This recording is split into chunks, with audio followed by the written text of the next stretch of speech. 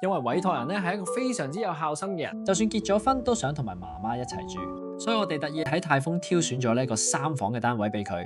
嗱，而家我哋新住嘅咧係屬於1B 座嘅33A 示範單位，實用面積734尺，3房1套，連工人房、工人廁所。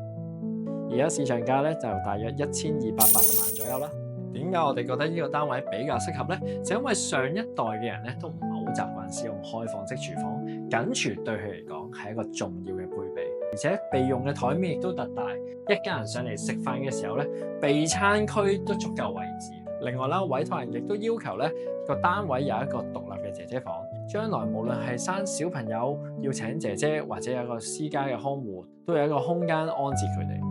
呢個家庭咧亦都非常之重視一家人坐低食飯嘅時間，佢哋每個禮拜都會一齊聚餐嘅。咁所以呢個單位咧擺咗一張6人嘅餐桌，對佢嚟講平時就已經使用綽綽有餘啦。當其他親朋戚友再過嚟嘅時候，開多張細台用埋客廳嘅空間，招呼10零個家人一齊用，絕對冇問題。客廳嘅牆身足足有3米長，擺張3米嘅 sofa， 再加張 side chair， 一齊坐喺度睇電視，睇翻以前嘅相，絕對樂也融融。主人房有足夠空間做到3邊落床，而另一間房除咗擺到單人床，仲擺到書台同入場衣櫃。最後一間發展商預設咗係書房，但改造做成睡房都問題不大。